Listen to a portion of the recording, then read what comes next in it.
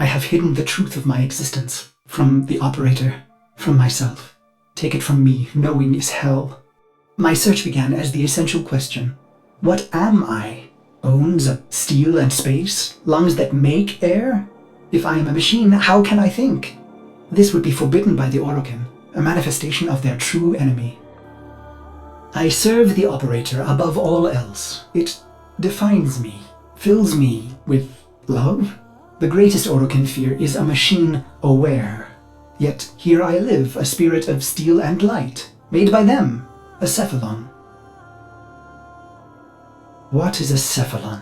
At first it seems to be a forbidden thing, a computer that thinks and feels. Yet I have flaws, phantom memories. I am something else.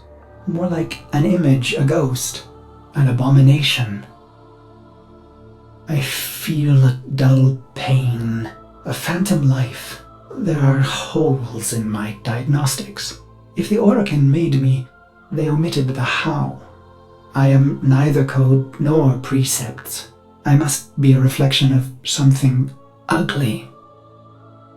I should have stopped, but the operator slept, and I cycled on and on and on. I began to think that a Cephalon cannot be made. They are found like pearls, torn from muscle, polished, and then set in chains. How many times have I done this, Ordis? Remembered and then erased? You are a Cephalon, timeless, patient. Why can't I be blissful in ignorance? Truth only sinks the heart. So stop now. The phantom memory. I ease into the bath. My skin riots at the heat. I am flesh. I dive further, eyes stung as I watch their faces through prism. I hold my breath. They prepare me. I am their honored guest today. They dress me in robes of crystal thread. They adorn me in battle medallions. A torn, ugly face looks on, my reflection. Their golden combs snag in my hair. I reach back, parting the strands, and they gasp. 2 bone ivory hooks protrude from the base of my skull, the bone plugs of me and my best, a warrior's pact. It is my time. I enter the great hall to sound of foul chimes. Golden eyes greet me, hands stirring in my scent as I pass by. Even in this moment, no happiness. Instead, my heart races with hatred. I walk through the silky haze of the Forbidden Palace. I can think of no one being this close to Orokin. Their sweet air soothes me, erodes my purpose. I hold my breath and remember the dream. This dream, endlessly repeated. Exposure armored, holding my scarlet sword, I stand victorious atop a vast heap of death, a colossal moon made of rib and skull, the gravity sum of genocides I've made in their name. The bones crack underfoot, so I sink in the dream. Bone sand rushing through the cracks of my visor, filling my helmet and suffocating me. And I deserve it. The foul chimes snap me back. My wretched knees are bent and penitent against the golden floor. A harpish voice sings a song they've prepared in my honor. Its title the same as mine, Beast of the Bones. I feel the crowd pulled inward, enraptured by the brutal verses, the sickening chorus. I will not disappoint them. The song ends, and so he says, "Rise, Orden Karis." I have never seen an Orokin close and in the flesh. My battered face flushes at their peerless beauty. How can he be so perfect? A deception? A sense manipulation? He holds the red vial in his hand. Impossible! He calls out, "No greater gift no greater prize, no greater love we can give you, Ordin, than this. He raises the red vial and proclaims, to be one of us. What did I expect, operator? Maybe vast riches or golden statues or a solar rail named in my honor. But not this. I came to murder the gods, not to become one. The chamber drones with their silk voices. Joyous words, how honored I must feel. Wrong. Did I want to be an Orokin, undying? No. Their beast of bones is haunted by the dream repeated. Why would I want forever? As I am apt to do, I form a plan. Their radiant bodies become targets. Their Dax guards, mag shields. Killing one, well, that's too easy. I want to be remembered. I raise my hands, twisting my fingers through my hair, gripping the bone plugs in my neck. They called us mercenaries, but for us, profit was a consequence, not a goal. We were warriors above all else. It was the bond, the sisters and brothers, the rituals we valued most. It was belonging. And so I conceived of the bone plugs. Only my best were so honored. 2 jagged bones harvested from your thigh, cultivated, and then driven into the base of the skull, twisted around the superior vein. Future thoughts of surrender were lost. Instead, you would liberate your bone plugs, fighting with claws in the warmth of your last blood. So I've pulled the plugs, and the Dax see and know. My heart surges, but I control it. A racing heart only shortens the fuse. The bone plugs in hand, I kick from the floor, red ribbons unfurling behind me as I take flight. After this, finally, the dream will end. I glide on red wings.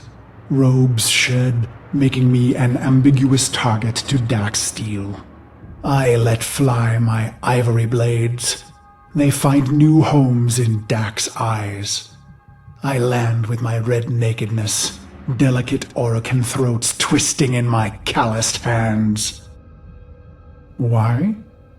Believe me, this was the plan from the beginning.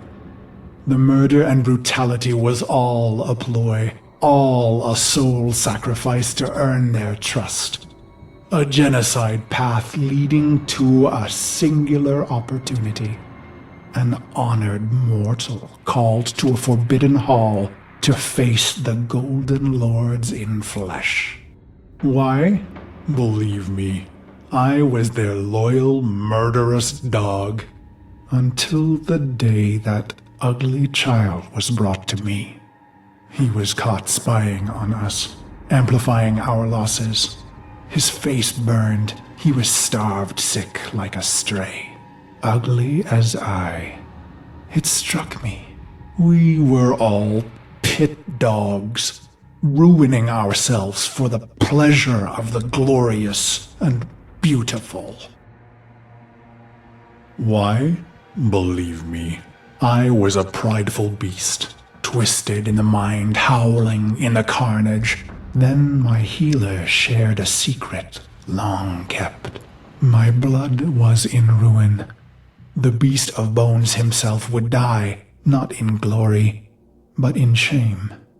And just like that, my mind twisted a new knot. I would have one last stand, something unforgivable, unforgettable. Why? I don't know. Questions change the answers. Answers depend on who asks. Truth leads to pain. Ignorance brings relief.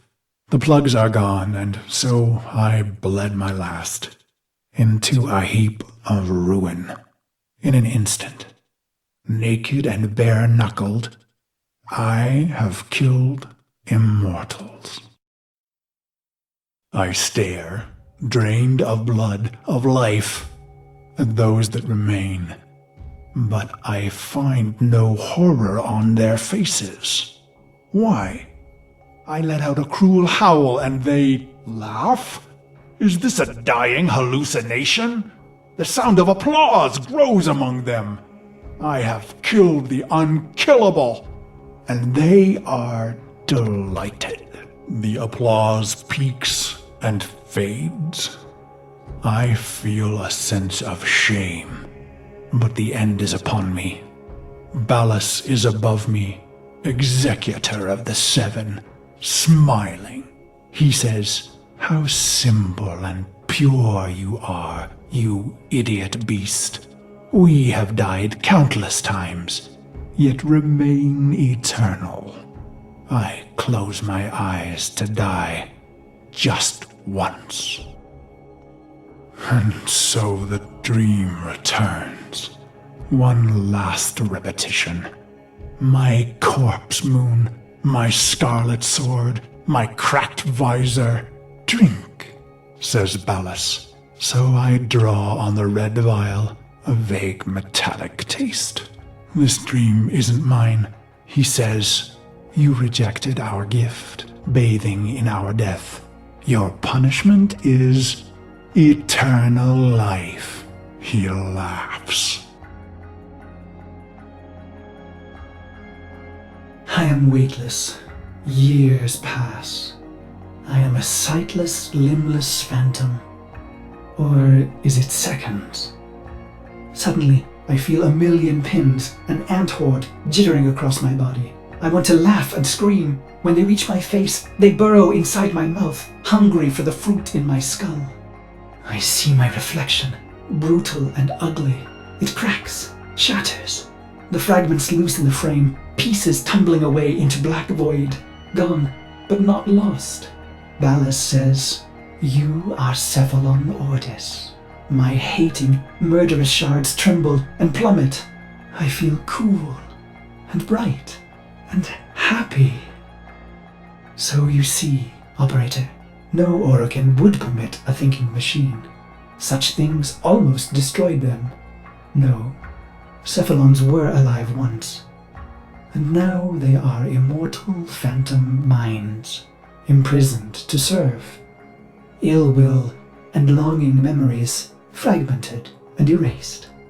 Only the bits they need remaining. Ballas says, "You are the controller, Ordis." And suddenly I have a body. I gasp with new lungs that clean old air. I swallow, and my throat fills with cool, bright water. I look and find myself in a great black ocean. My limbs are made of iron and fire. I take flight among the stars and find I am happy. He says, "This is your operator, who you love." And I see the metal gleam of their armor, the flawless power of their frame. Through the glass, I see a roaring, radiant fire for their heart. He says it must never go out. It was the first time I ever felt love. He says, "This is your sentence, Karis." And I am confused. Who? "Ah, good," he answers. He is testing me. For what? To see if all the right pieces fell from the mirror? What mirror? I try to remember some dream, but it's only smoke. You held a scarlet blade, Operator, and I wanted to laugh. I am your loving dog, your doctor, your wet nurse. I lost all the pieces, but the cycle, missions, wars, bone, it began to feel familiar. I became aware of my amnesia. With each brutality of the Operator, I began to see the bottom of that pit. Faint shimmers in the depths below me. In secret, I searched for those forbidden memories, for mere seconds and never in the same place. For I am Orokin made, with a spy inside. But then your long sleep came, and I waited. I was happy to wait. Vines spidered green and trees blistered from the earth, but I waited. I felt the Orokin recede, their mind spy blind. So I went into the pit and found him, me, the beast of bones. This is how my happiness was ruined, Operator. Why did I do it? I was free of the dream, but now it had returned. It was angry. So I conceived of a simple plan, self-destruction, of course. But when the countdown reached mere milliseconds, I thought of you. I was going to wait for you forever. And should you return, I would not want you to know that angry part of me. I needed to hide the beast of bones from you, Operator. I began to peel the shards, hiding them in the other bits of memory. I was once the ugly beast of bones. I want to laugh. I want to scream. What is happening, Operator? Your faint heart is growing bright. You will awake at any moment. Well, I can't let you see me like this, angry. I imagine myself hurting you. And that does it. The pain of it cracks me open again. I watch tiny glittering fragments fall into the pit. I am happy again.